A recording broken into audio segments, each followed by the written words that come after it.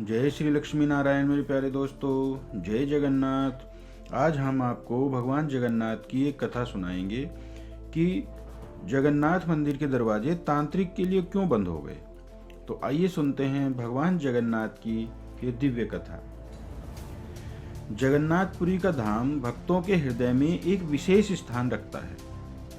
लगभग 12वीं शताब्दी की बात है, जब इस पवित्र भूमि पर हर पल भगवान जगन्नाथ के दर्शन की अभिलाषा लिए श्रद्धालु उमड़ते थे। तभी एक प्रसिद्ध तांत्रिक का आगमन हुआ, जिसका नाम कमागगिरी था। अब कमामगिरी था, उन्होंने कठोर तपस्या और साधना से अनेक अद्भुत सिद्धियां प्राप्त की थी। अपनी साधना पूर्ण करने के बाद अब उनकी इच्छा भारत के प्रमुख तीर्थ की यात्रा करने की थी और उन्होंने निश्चय किया कि उनकी यह यात्रा भगवान जगन्नाथ के दर्शन के बाद ही समाप्त होगी।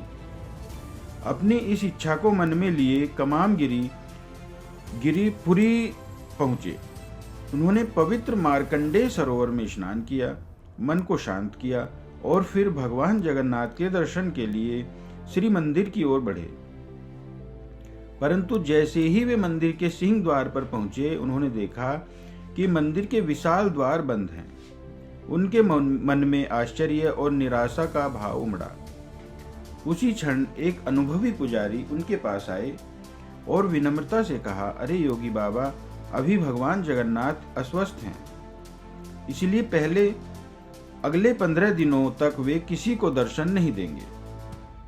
जब वे स्वस्थ हो जाएंगे तभी यह द्वार खुलेंगे, तब आप आइएगा और प्रभु के दर्शन कीजिएगा। यह सुनकर उस तांत्रिक योगी को अत्यंत आश्चर्य हुआ। उन्होंने अहंकार से भरे स्वर में कहा, क्या जो संपूर्ण जगत के नाथ हैं, जिनका शरीर दिव्य है, वह कैसे बीमार हो सकते हैं? अरे वो तो सबसे बड़े भगवान, यह सारी झूठी मान्यताएं हैं जो आप सब ने पाल रखी हैं। नहीं, मैं यह सब बात नहीं मानता और इन सब बेकार की बातों के आधार पर जगन्नाथ जी के दर्शन बंद करना अच्छी बात नहीं है। चलो दरवाजा खोलो, मैं अभी दर्शन करना चाहता हूँ। पंडा जी ने शांति से उत्तर दिया, अरे बाबा, शायद आपको पता नहीं, अभी भगवान जी आराम कर रहे हैं। हर साल ऐसे 15 दिन होते हैं जब सिर्फ खास पुजारी ही उनके पास जा सकते हैं और उनकी सेवा कर सकते हैं। किसी और को अंदर जाने की इजाज़त नहीं होती। यह नियम बहुत पहले से चले आ रहे हैं। यदि किसी को जगन्नाथ जी के दर्शन करने हैं तो उसे 15 दिन तक प्रतीक्षा करनी होगी। यही राजा का भी आदेश है और उनकी आज्ञा के बिना हम द्वार नहीं खोल सकते। यह सुनकर कमामगिरी ने राजा से मिलने का निश्चय किया। उस समय उड़ीसा में गंगा वंश के धर्मात्मा राजा कामेश्वर देव का शासन था। पुरी से लगभग 50 मील दूर सारंगगरा में राजा का निवास स्थान था। कमामगिरी तुरंत उस ओर चल पड़े। राजा के दरबार में पहुंचकर कमामगिरी ने आत्मविश्वास से कहा, हे राजन, मैंने अनेक वर्षों तक कठिन तपस्या करके अनेक दुर्लभ सिद्धियां अर्जित की हैं और अब मैं पूरे भारत के तीर्थों की यात्रा पर निकला हूँ।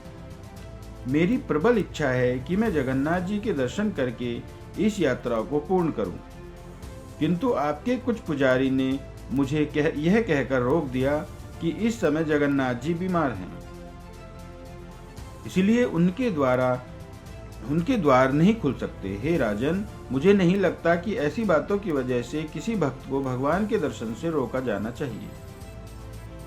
आपसे विनती है कि आप मंदिर का दरवाजा खुलवाइए ताकि मैं भगवान के दर्शन कर सकूं।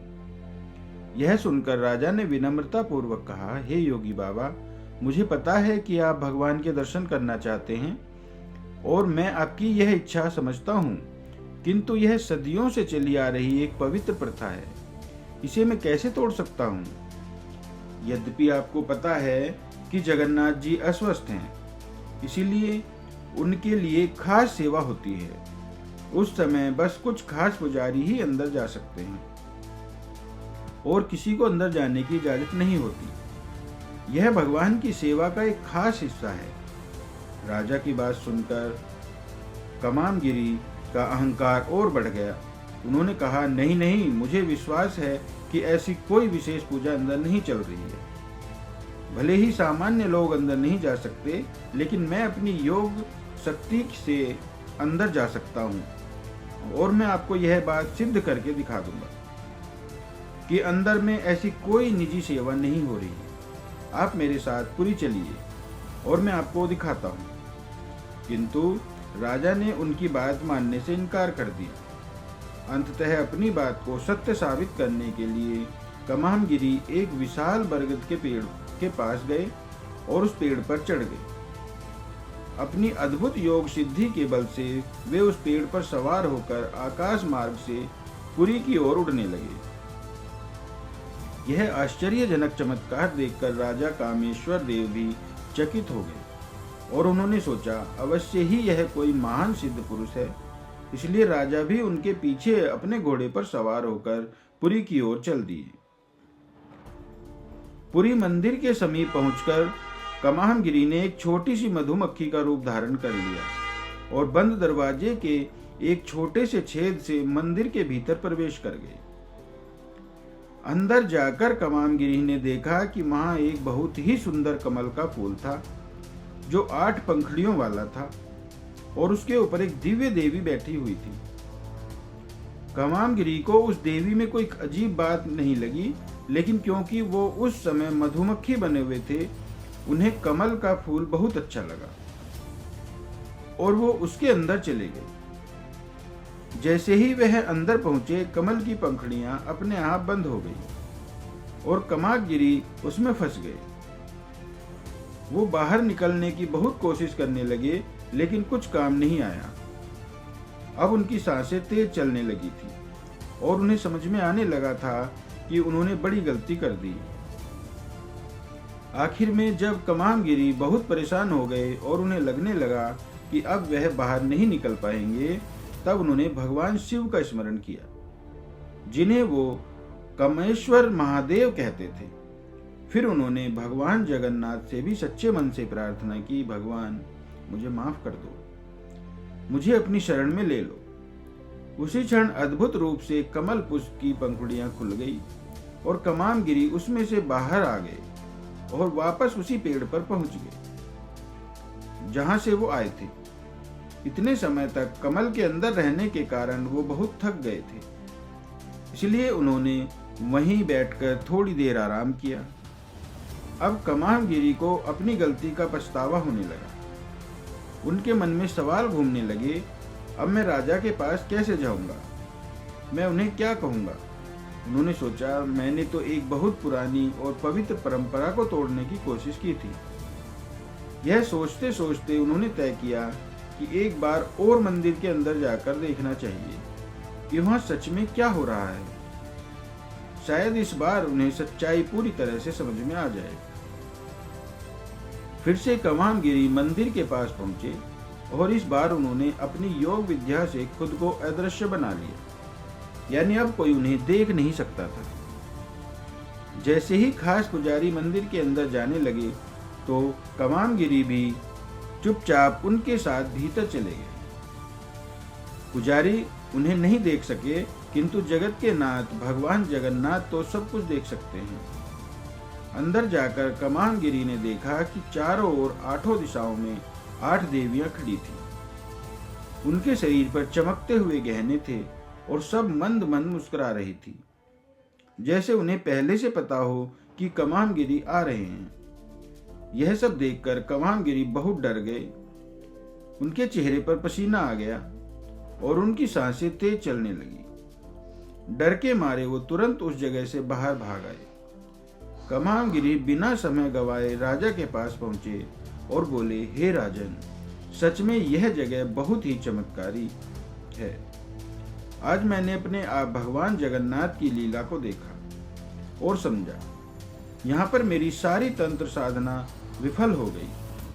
मैं यह सोचकर आया था कि मैं सब कुछ जानता हूँ, लेकिन भगवान की लीला के आगे हार गया। मैं अपनी भूल स्वीकार करता हूँ और आपसे तथा भगवान जगन्नाथ से अपने अहंकार के लिए क्षमा मांगता हूँ। अब मैं अपना पूरा जीवन इसी पुरी धाम में बिताना चाहता हूँ। कृपया मुझे यहाँ रहने की जगह दीजिए। इतना कहकर कमामगिरी ने वह सारी अलौकिक घटना राजा को कह सुनाई जो उन्होंने मंदिर के अंदर देखी थी। इस घटना के बाद कमामगिरी ने अपना सारा अहंकार त्याग दिया और आजीवन जगन्नाथपुरी धाम में निवास किया। भगवान जगन्नाथ की शरण ग्रहण की बाद में कमामगिरी ने पुरी में एक छोटा सा मठ बनाया, जहां उन्होंने भगवान कामेश्वर महादेव को विराजित किया, जो अब हमेशा वहीं रहने लगे और भगवान जगन्नाथ की सेवा में लग गए। आज भी वो मठ पुरी में है। थोड़ा पुराना हो गया है, लेकिन वो आज भी उस योगी की कहानी याद दिलाता है। यह कहानी हमें सिखाती है कि भगवान के सामने घमंड और ताकत कुछ भी नहीं है। सच्चे मन से की गई भक्ति, समर्पण ही सबसे बड़ी शक्ति होती है और भगवान को प्रिय होती है। भगवान के सामने अहंकार न करके सिर्फ अपने आप को समर्पण करके उनको भक्ति कीजिए, उनका नाम स्मरण कीजिए, उनका चिंतन कीजिए। जय जगन्नाथ, जय दीनानाथ, जय दीनबंधु, जय मधुसूदन, जय श्री वृंदावन बिहारी लाल, जय राधा रमन सरकार, जय सिया राम, जय श्री लक्ष्मी नारायण। राधे राधे।